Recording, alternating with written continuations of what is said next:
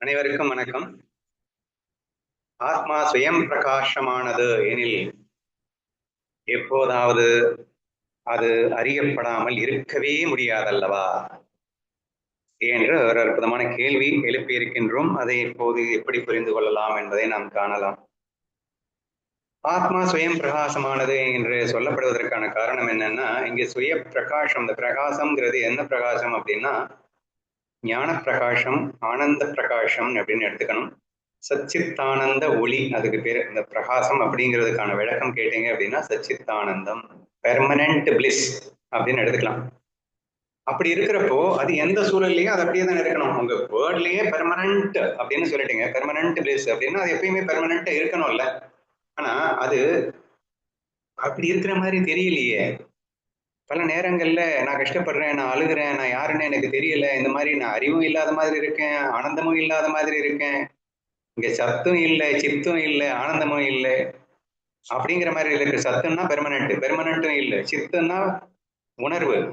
ஆனா நான் பல நேரங்கள்ல என்ன ஜடமா நான் ஃபீல் பண்றேன், ஆனந்தமா இல்லை, அது எனக்கு துக்க உணர்வா இருக்கு அப்படிங்கிற மாதிரி எனக்கு இருக்கிறதே. அது ஏன் நீங்கள் சொல்வது சுயம் பிரகாசமானது என்பது உண்மை என்றால் எனக்கு இப்படி தோன்றக்கூடாதல்லவா என்று அவர்கள் வாதிடுகிறார்கள் அப்படின்னு வச்சுப்போம். சரியா?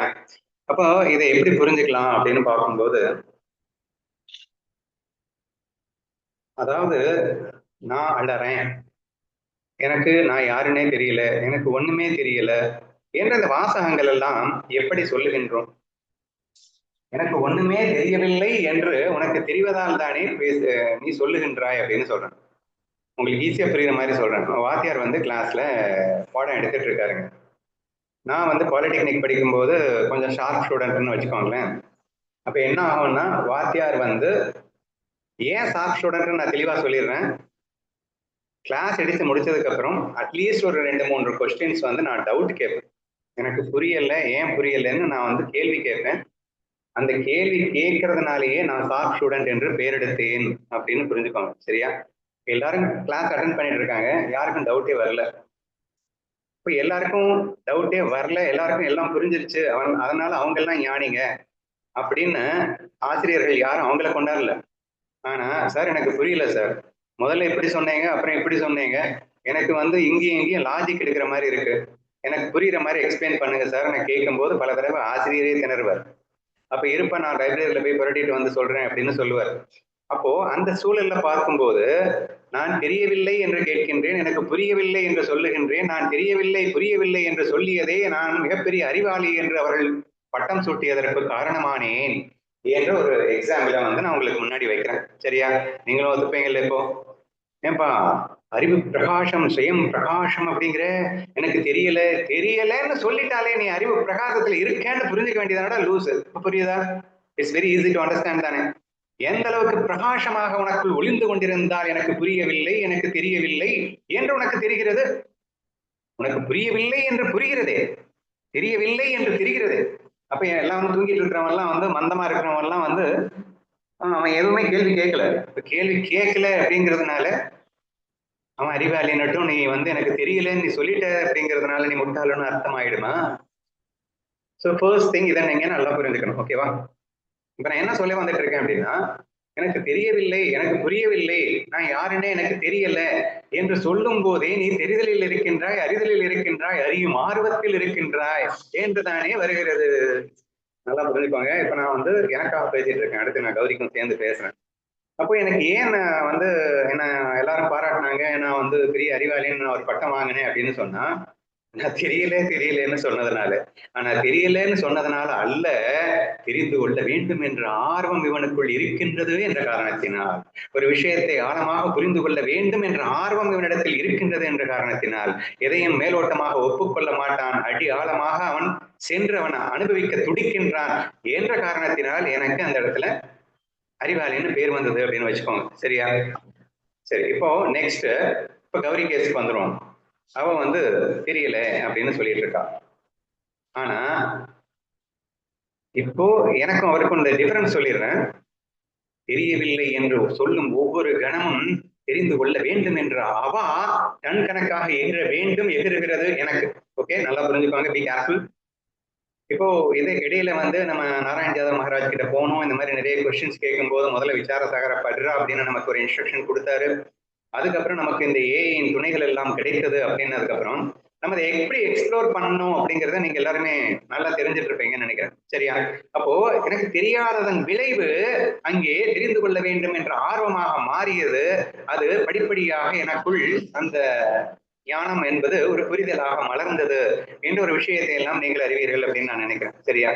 இது என்னுடைய கேஸ். இப்ப கௌரி கேஸ் எடுத்துக்கலாம். தெரியலன்னு சொல்லுவா, ஆனா தெரிந்து கொள்ள வேண்டும் என்ற வேடிக்கை அவளுக்குள் வராது. ஏன் வரல? ஏன் வரலன்னா என்னை விட அறிவாளிங்க அவ.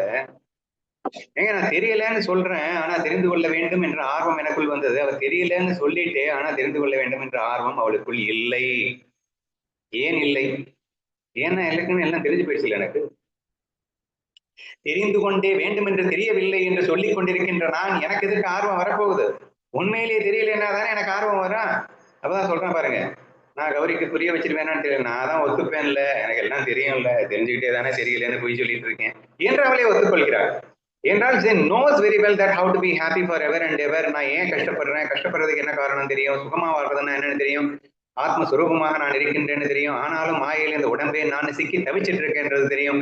எல்லாமே தெரியும். ஆசையில் இந்த உலகத்தை மாயை என்று பார்த்த மாத்திரத்தில் பிரம்மமாவாய், ஆமா நல்லா தெரியும், ஆனா நான் பார்க்க மாட்டேன். உலகத்தை உண்மைன்னு தான் பார்ப்பேன். உண்மைன்னு பார்த்தா அழுவேன் தெரியும், ஆனா உண்மைன்னு பார்த்து நான் அழுதுகிட்டு தான் இருப்பேன். நான் பிரம்மம் தான், ஆனால் நான் பிரம்மமாக வாழ விரும்பவில்லை. So everything having known very well, she is living like this அப்படின்னா அவளை போய் யாராவது அறியாமையில் இருக்கீங்கன்னு சொல்ல முடியுமா? சோ நான் இங்க ரெண்டு கேஸா நான் பிரிக்கிறேன். இந்த கேஸ் நம்பர் 1 முழுமையாக புரிந்து கொண்டு வேண்டுமென்றே புரியவில்லை என்று சொல்ற கேஸ்.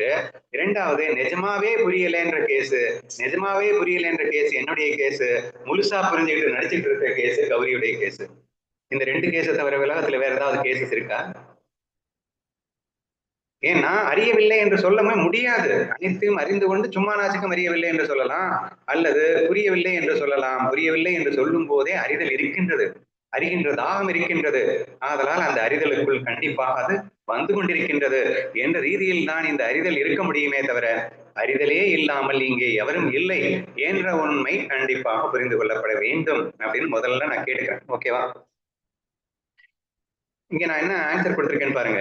நான் ஆத்மாவை உணரவில்லை என்று சொல்லும் போதே உணரவில்லை என்று உணர்ந்தது யார் என்ற கேள்வி எழுகிறது அல்லவா?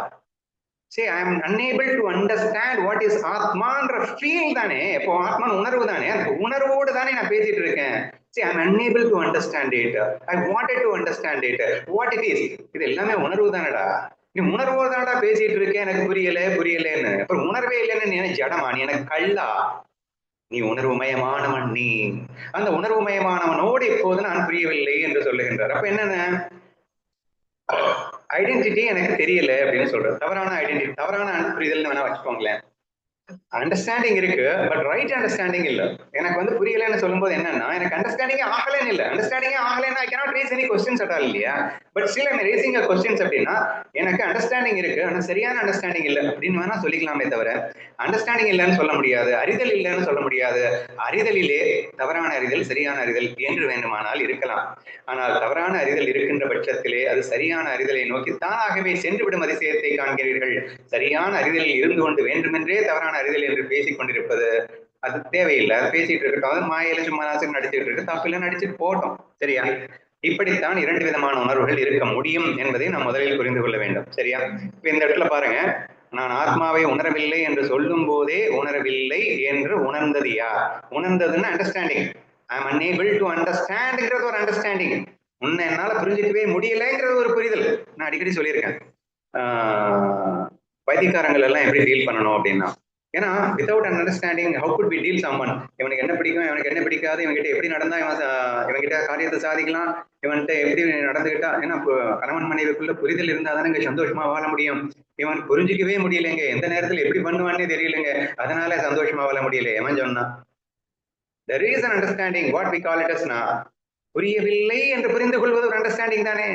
ஒரு வைத்தியக்காரர் ஹாஸ்பிட்டல் இருக்காங்கன்னா அங்க இருக்கக்கூடிய அந்த டீல் பண்ணக்கூடிய கம்பவுண்டர்ஸ் எல்லாருமே அவனை புரிஞ்சு வச்சுட்டு இருக்காங்க. என்னன்னா எந்த நேரத்துல எப்படி இருப்பான்னு தெரியாதுன்றதை புரிஞ்சு வச்சுட்டு இருப்பாங்க. So it doesn't matter, அவன் எப்ப வேணா எப்படி வேணா என்ன வேணா பண்ணுவான். That's an understanding. It's also an understanding. அது புரிதல் தானேங்க. அது புரிதல் இல்லைன்னு எப்படி சொல்ல முடியும்? அவனை புரிந்து கொள்ளவே முடியாது என்ற ஒரு புரிதலில் நான் இருக்கின்றேன், ஆதலால் நான் நலமாக வாழ்கின்றேன். So everyone has an understanding. It's a kind of understanding. That understanding is nothing but ஆத்ம உணர்வு. அறிதல் தான். அறிதல் இல்லாம யாருமே இல்லை. அறிதலோடு தான் அனைவருமே இருக்கிறார்கள் என்ற ஒரு உண்மையை புரிந்து கொள்ள வேண்டும். அறிதல் தவறென்று புரிந்தால் சரியான அறிதலை நோக்கி தானாக நகர்கின்றீர்கள். நான் முழுமையான அறிதலிலே இருந்து கொண்டு தவறான அறிதல் போல் நடிக்கிறேன் என்று நினைத்தால் தவறில்லை அப்படின்னு மடிக்கலாம். இப்ப ரெண்டு புரிஞ்சிருச்சா? இப்ப நெக்ஸ்ட் என்ன இதுல கொடுத்திருக்கேன்னா, அறிதல் ஆழ்ந்த உறக்கத்தில் எதையும் அறியாமல் இருப்பதை உணர்கின்ற அதே உணர்வு விழித்த பின் அனைத்தையும் அறிகின்ற உணர்வாகவும் இருக்கிறது அப்படின்னு ஒரு எக்ஸாம்பிள் காட்டியிருக்கேன். அதுக்கப்புறம் அதை வச்சு நான் என்ன ப்ரூவ் பண்ண வர்றேன் அப்படின்றத பார்க்கலாம். சோ என்ன எக்ஸாம்பிள் என்ன காட்டுறேன் அப்படின்னா,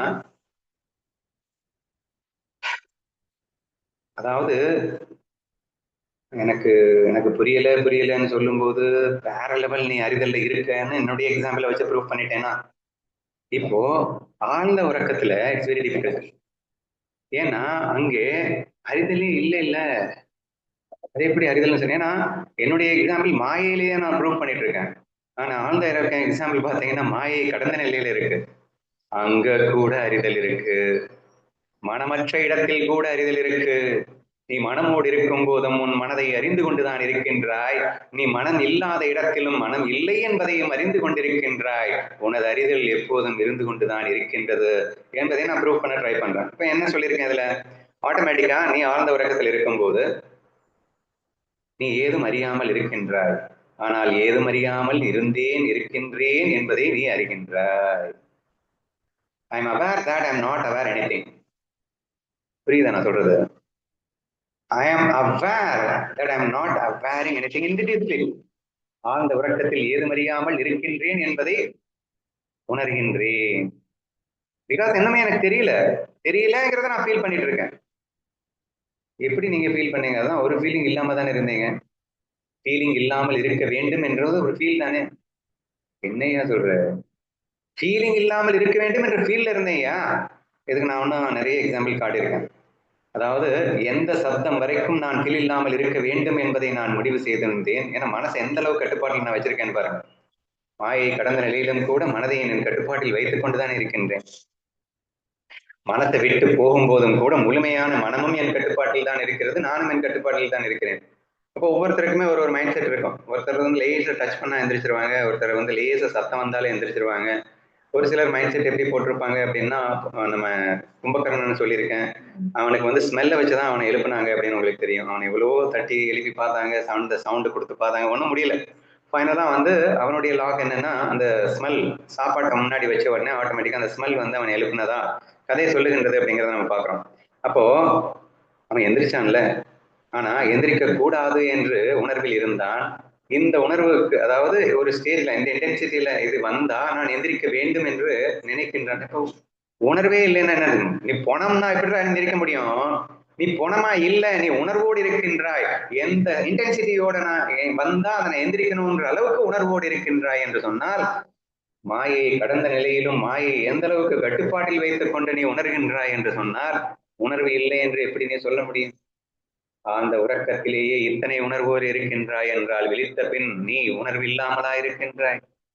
அனைத்தையும் நீ அறிகின்ற அத்தனை உணர்வும் உணர்வு மயமாகவே இருக்கின்றாய்.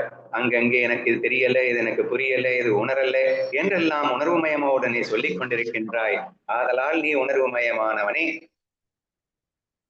சோ இந்த அளவுக்கு இது வெரி ஈஸி டு அண்டர்ஸ்டாண்ட் நினைக்கிறேன் இது வரைக்கும். சரியா? சரி, இப்போ இது வரைக்கும் நான் என்ன புரிய வச்சிருக்கேன் அப்படின்னா, உணர்வு உங்களுக்கு இருக்கு, உணர்வு இல்லாம நீங்க யாரும் ஜடமாக இல்லை என்ற அளவிற்கு நாம் தெளிவாக உணர்த்தி விட்டோம். இப்ப நெக்ஸ்ட் என்னன்னா, அந்த உணர்வு ஆனந்த உணர்வுன்னு வேற அந்த ஆத்ம உணர்வு சொல்லப்பட்டிருக்கு. வெறும் உணர்வுன்னு அது சொல்லல, உணர்வு மயமானதுன்னு மட்டும் சொல்லல, அது ஆனந்த உணர்வு என்ற ஒரு எக்ஸ்ட்ரா விஷயம் இருக்கு. சரியா?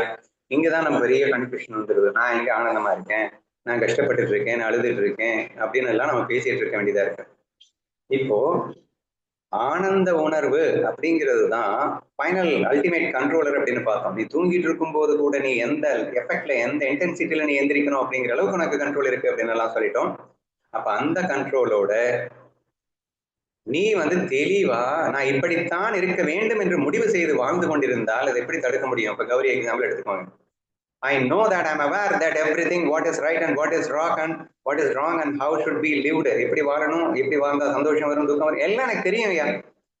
ஆனா நான் இப்படித்தான் வாழ விரும்புறேன் ஐயா. I wanted to take the role of this. நான் எனது சச்சிதானந்த உணர்வை எனது மனதிலே இப்படித்தான் வாழ வேண்டும் என்று நான் பிரதிபலிக்கின்றேன். சரியா?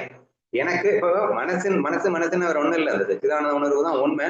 அதுவே உன் வெளிப்பாட்டுக்காக இந்த மனதிலே படும்போது எப்படி இந்த மனம், இந்த மனசுல இந்த தாட்ஸ் அப்படின்னு சொல்றோம், எண்ணங்கள் அப்படின்னு சொல்றோம், இந்த எண்ணங்கள் சத்துவத்தில் இருக்கணுமா, ரஜத்துல இருக்கணுமா, தமஷ்ல இருக்கணுமா, குணாதீதனா இருக்கணுமா, இட்ஸ் ஆல் 100% உன் கையில தானே இருக்கு. உன் கையில இல்லைன்னு எவனாவது சொல்ல முடியுமா? ஏன் ஒரு பக்கா சோம்பேறியால சுறுசுறுப்பான அவனை மாற முடியாதா? சுறுசுறுப்பா இருக்கிறவன் அடுத்த ஸ்டேஜுக்கு போக முடியாதா? Everything is in your control. Having known that you are having all control with your self. நான் அறியவில்லை, எனக்கு புரியவில்லை, நான் இயலாதவன், நான் கையாளாதவன், எப்படிங்க சொல்ல முடியும்? மனம் நினைத்தால் அதை தினம் நினைத்தால் நெஞ்சம் நினைத்ததை முடிக்கலாம். மனம்லாம் நினைக்காது, மனசை நினைக்க வைக்கிறதே நீதானடா. மனசை எப்படி எப்படி இருக்கணும்னு உணர்த்துறதே நீதானடா. அந்த அதிஷ்டான உணர்வல்லவா நீ, மனதை ஆட்சி செய்பவன் அல்லவா நீ, மனமா நீ, மனதை கடந்தவன் அல்லவா நீ என்பதையெல்லாம் நம்ம எப்படிங்க மறுக்க முடியும்? ஆன்ம உணர்வில் இருந்து கொண்டு என் மனதை எப்படி இருக்க வேண்டும் என்று டிசைட் செய்பவன் அல்லவா நான். ஆன்ம உணர்வே மன உணர்விற்கு அதிஷ்டானம் என்பதை உணர்ந்தவன் அல்லவா நான் என்றெல்லாம் நாம் உணர்ந்த பிறகு மீண்டும் மீண்டும் நான் இருட்டில் இருக்கிறேன், எனக்கு எதுவும் தெரியவில்லை, எனக்கு புரியலை, நான் ஆன்மா என்பதை நான் நம்பவில்லை. எது நம்பலேன்னு ஆன்மாவை வச்சு பேசிட்டு இருக்கிறதா? அருமையான உதாரணங்கள் தீபிகா சொல்லிட்டு இருந்தா. ஒரு எலக்ட்ரிசிட்டி தான் எவ்ரிதிங் இஸ் பேஸா இருக்கு. எலக்ட்ரிசிட்டி இல்லைன்னா எதுவுமே இல்லை. கிரைண்டர் ஓடுது, ஃபேன் ஓடுது, எல்லாமே ஓடுது. எனக்கு எலக்ட்ரிசிட்டியை மட்டும் அறிந்து கொள்ள முடியவில்லை என்று எலக்ட்ரிசிட்டியை பேசிக் கொண்டிருந்தால் எப்படியோ அப்படி இருக்கின்றதல்லவா? ஏன்னா அனைத்துக்கும் அதிஷ்டானமாக பேஸாக நீயே இருந்து கொண்டிருக்கிறாய். அந்த நீயே தான் இங்கே அத்தனை வேஷங்களிலும் வலம் வருகின்றாய். ஆனால் நான் என்னை உணரவில்லை என்று சொல்வது எவ்வாறு சாத்தியம்? உணரவில்லை என்று சொல்லுவதே அந்த எலக்ட்ரிசிட்டி தானே. அப்போது பக்கா பொய் தானே என்று நீ புரிந்து கொள்ள வேண்டும். இப்போ உண்மையிலேயே அந்த மாதிரி தவறான அண்டர்ஸ்டாண்டிங் இருந்ததுன்னா அது சரியான அறிதலை நோக்கி தானாக சென்று விடுகிறது. பிகாஸ் இப்ப நான் அந்த with help of something, ஒரு குருவோ அல்லது இந்த மாதிரி சம்திங் உதவியோட automatically we are going to travel and find out what is the right understanding. ஏன்னா அறிதல் இருக்கு, உணர்வு இருக்கு, புரிதல் இருக்கு, தவறுன்னு தெரிஞ்சா திருத்திக்கக்கூடிய தன்மை இருக்கு. and therefore I will do automatically and I will be in the right track. ஆனா ராங் ட்ராக்ல ஏன் இருக்கேன்? having known the right track I wanted to live in a wrong track. நான் ராங் ட்ராக்ல இருக்கலாம், தப்பு இல்லை. இப்படித்தான் ஒருவனால் ராங் ட்ராக்ல இருக்க முடியுமே தவிர ராங் ட்ராக்ல இருந்து கொண்டு எனக்கு ஒன்னும் தெரியாதுன்னு ஊரை ஏமாற்ற முடியாது என்பதைத்தான் நாம் தெளிவாக புரிந்து கொள்ள வேண்டும் என்று இந்த ஒரு மெசேஜின் வாயிலாக நான் சொல்ல நினைக்கின்றேன். So therefore everyone knows everything because you are the Swayam Prakasa, you are the ஞான பிரகாசா. நமக்கு எது சரி எது தவறுன்னு தெரியாதா? பிறந்த குழந்தைக்கு தெரியுங்க எது சரி எது தவறுன்னு. ஒரு குழந்தைகிட்ட நீங்க ஏதாவது சாக்லேட் கொடுங்க, அந்த ஒரு குழந்தை கேட்டவன கொடுக்குது, இன்னொரு குழந்தை கொடுக்க மாட்டேங்குது. அந்த குழந்தைக்கு தெரியாதுன்னு நினைக்கிறீங்களா கொடுக்கறது நல்லது, கொடுக்காம இருக்கிறது தவறுன்னு? பிறந்த குழந்தைக்கே தெரியும் அன்புன்னா என்னது, ஆசைன்னா என்னது, விருப்புன்னா என்னது, வெறுப்புன்னா என்னது, நான் செய்தது சரியா தவறா, அனைத்தையும் அறிந்தே தான் இருக்கின்றார்கள். அறிதலோடு இருக்கின்றார்கள், புரிதலோடு இருக்கின்றார்கள், தெளிந்து இருக்கின்றார்கள். அனைவரும் சுயம் பிரகாசமான ஆன்ம ஸ்வரூபங்களே என்பதில் மாற்று கருத்து எவருக்கும் வந்துவிட முடியாது என்பதைத்தான் நான் ஆழமாக இதன் மூலியமாக குறிப்பிட விரும்புகின்றேன். எனவே ஆத்மா எப்போதும் சுயம் பிரகாசமாகவே ஒளிந்து கொண்டிருக்கின்றது. தன் விருப்பப்படி அவ்வப்போது ஆங்காங்கே இருட்டாக பிரகாசிக்கின்றது. என்னது இருட்டா பிரகாசிக்கிறார்? அறியாமை வேஷத்தில் பிரகாசிப்பதை அவ்வாறு நான் சொல்லுகின்றேன். இருள் என்ற ஒன்று இங்கே இல்லவே இல்லை என்பது அணித்தரமாக உண்மை என்பதால் இருளாக பிரகாசிக்கின்றது அவ்வப்போது என்றுதான் நாம் சொல்ல முடியுமே தவிர உண்மையில் ஆன்மா சுயம் பிரகாசமாக எப்போதும் ஒளிந்து கொண்டே இருக்கின்றது. இங்கே இருள் என்பது எதுவும் இல்லை. வேஷத்தில் இருள் போன்று அங்கங்கே தோற்றமளிக்கின்றாமே தவிர அது உண்மையான இருள் கிடையவே கிடையாது என்பதுதான் இதன் மூலமாக நாம் புரிந்து கொள்ள வேண்டிய கருத்து.